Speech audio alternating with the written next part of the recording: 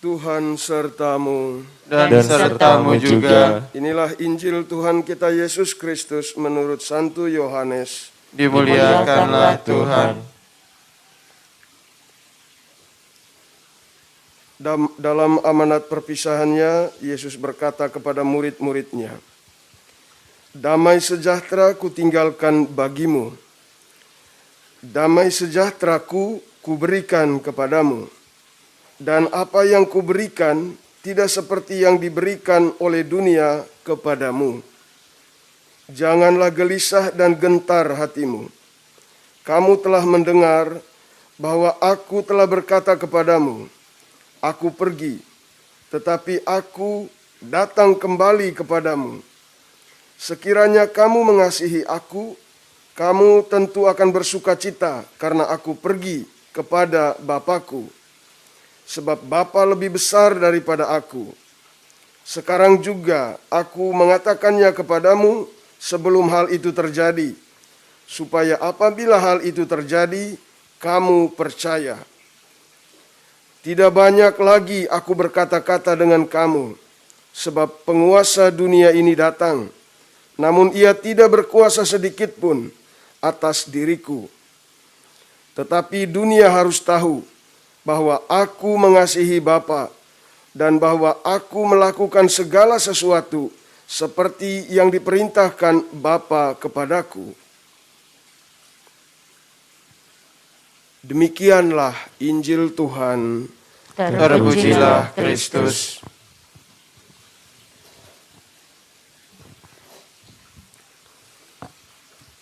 Bapak, Ibu, Saudara-saudariku yang terkasih, mencari rasa damai, nyaman adalah kebutuhan manusia zaman ini. Karena begitu banyak kesibukan, karena begitu banyak hal yang dikejar, yang diperjuangkan, kadang orang sampai pada satu titik yang mempertanyakan, untuk apa hidup ini? Untuk apa segala sukses dan keberhasilan? Untuk apa segala harta dan benda yang diperoleh selama ini? Ketika kita ada dalam situasi batas, situasi di mana kita tidak berdaya, seringkali pertanyaan seperti ini muncul, menghantui kita. Apakah kedamaian itu ada di dalam nilai-nilai dunia ini? Di dalam popularitas, di dalam jabatan, di dalam harta kekayaan?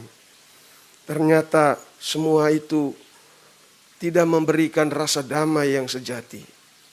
Saudara-saudaraku yang terkasih, seringkali pada situasi batas, pada titik-titik yang sangat kritis dalam kehidupan manusia, barulah orang sadar bahwa kedamaian sejati itu ada di dalam Tuhan. Saudara-saudaraku yang terkasih, inilah kabar gembira yang mau disampaikan. Kristus sendiri mengatakan kepada kita, "Damai sejahtera kutinggalkan bagimu. Damai sejahteraku kuberikan kepadamu. Dan apa yang kuberikan tidak seperti yang diberikan oleh dunia kepadamu." Saudara-saudaraku yang terkasih, firman ini tetap berlaku untuk kita sampai saat ini.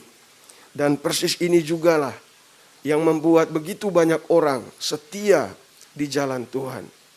Kalau kita melihat pengalaman Santo Paulus dan Barnabas yang dianiaya ketika mewartakan firman Tuhan di daerah Listra, hanya Paulus. Sementara temannya Barnabas tidak diceritakan mendapat penganiayaan. Hanya Paulus. Dia dilempari dengan batu setelah orang-orang dihasut. Lalu kemudian diseret keluar kota. Mereka mengira dia sudah mati. Ternyata setelah murid-murid lain datang berkerumun di dekat dia bangun kembali. Dan apa yang terjadi bukannya trauma atau takut, dia justru menjadi lebih bersemangat dan melanjutkan pewartaan di kota-kota. Bahkan setelah pergi dari Listra, dia kembali lagi ke situ. Dan kembali meneguhkan jemaat yang ada di situ. dengan kesaksian bahwa untuk masuk ke dalam kerajaan Allah, kita mesti mengalami banyak kesulitan, banyak penderitaan, banyak cobaan. Tetapi mengapa dia bertahan? Karena dia merasakan damai sejahtera itu. Damai sejahtera yang diberikan oleh Tuhan mengobarkan hatinya, memampukan dia untuk bangkit, untuk tetap teguh berdiri, bertahan di tengah segala kesulitan tantangan hidupnya. Saudara-saudaraku yang terkasih, pengalaman seperti yang dialami Paulus ini juga menjadi pengalaman hidup kita sampai dengan saat ini. Kalau kita merenung-renung dalam kehidupan kita, damai sejahtera Tuhan itu memberi sensasi yang berbeda dalam kehidupan kita. Memberikan rasa damai, rasa nyaman yang berbeda. Sukacita yang berbeda dengan sukacita yang diberikan oleh dunia ini. Saudara-saudaraku yang terkasih, mari kita tetap teguh bertahan untuk memelihara damai dan kasih Tuhan itu yang telah diberikan Tuhan kepada kita berkat kebangkitannya. Mari kita saling mendukung dan mendoakan.